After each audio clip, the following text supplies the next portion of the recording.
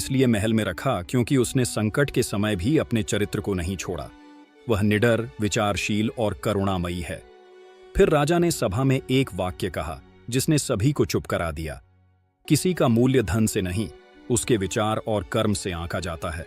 पूरे दरबार में सन्नाटा छा गया। जो लोग मीरा को नीचा दिखाना चाहते थे वे अब शर्मिंदा थे। लेकिन राजा यहीं नहीं रुका। उसने तुरंत जनता को संबोधित करते हुए घोषणा की, मैं मीरा से विवाह करूंगा, क्योंकि वह वही जीवन साथी है जिसकी मुझे जरूरत है, जो न सिर्फ मेरे दिल को समझे बल्कि मेरे राज्य को भी।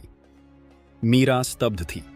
उसके लिए यह सम्मान अप्रत्याशित था, लेकिन वह जानती थी कि यह निर्णय किसी मोह का नहीं, राजा के सच्चे विचारों का परिणाम था। उसने सिर झुकाकर राजा का प्रस्ताव स्वीकार किया। राजा अमर प्रताप और मीरा के विवाह की घोषणा से पूरे राज्य में हलचल मच गई। कुछ लोगों को यह अजीब लगा, लेकिन ज्यादातर जनता इस निर्णय से प्रसन्न थी। लोगों को यह एहसास हुआ कि राजा ने सच्चे मूल्य को पहचाना है। विवाह एक भव्य लेकिन सादगीपूर्ण समारोह में संपन्न हुआ, जिसमें सभी वर्गों के लोग आमंत्रित थे।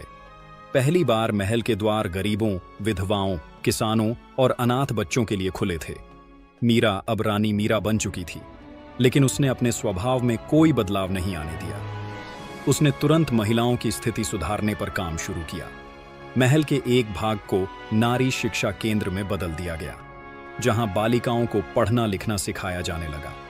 विधवाओं और असहाय महिलाओं के लिए सहारा गृह बनाया गया, जहां उन्हें रोजगार प्रशिक्षण और आत्मनिर्भरता की शिक्षा दी जाती थी।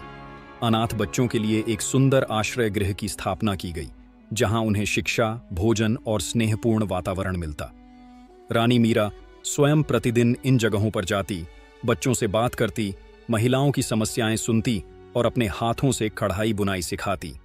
धीरे धीरे उनका नाम जननी रानी पड़ गया, एक ऐसी रानी जो मां जैसी ममता और मार्गदर्शन देती थी। महल के मंत्री जो पहले मीरा के विरोध में थे, अब उससे सलाह लेने लगे। उसकी सूझबूझ और सेवा भावना ने सबका मन जीत लिया था। एक दिन राजा ने दरबार में घोषणा की, मीरा ने यह सिद्ध कर दिया है कि रानी वही नहीं जो ताज पहने, बल्कि वह जो जनहित में कार्य करे और दूसरों के जीवन को रोशन करे। राज्य में ऐसा कोई गांव नहीं बचा था जहां रानी मीरा की चर्चा ना होती हो। बच्चे उसे गीतों में याद करते, स्त्रियां उसे आदर्श मानती और बुजुर्ग उसकी सरलता की सराहना करते। मीरा ने दिखा दिया कि रानी बनने के लिए खून में शाही होने की जरूरत नहीं, दिल में शुद्धता और कर्म में सेवा होनी चाहिए। समय बीतता गया, लेकिन रानी मीरा का समर्पण कभी नहीं बदला। वह हर दिन की शुरुआत प्रार्थना से करती और हर शाम को किसी जरूरतमंद से मिलती। एक दिन एक वृद्ध महिला ने रानी मीरा से पूछा, आप सब कुछ होते हुए भी इतनी विनम्र कैसे हैं? मीरा मुस्कुराई और बोली, क्योंकि मैं जानती हूं कि जो कुछ भी मेरे पास है वह प्रभु की देन है, और जो कुछ मैं दे सकती हूं वही मेरा सच्चा खजाना है।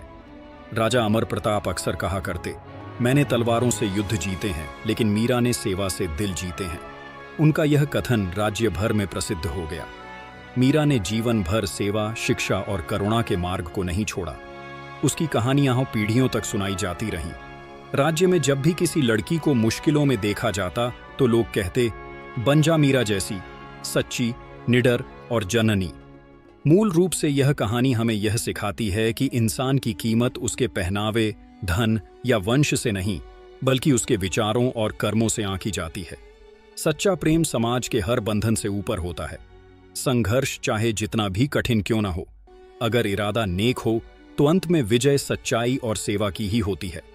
अगर आपको यह प्रेरणादायक कहानी पसंद आई हो तो कृपया इसे लाइक करें, अपने दोस्तों और परिवार के साथ शेयर करें, और ऐसी और कहानियों के लिए हमारे चैनल को सब्सक्राइब जरूर करें।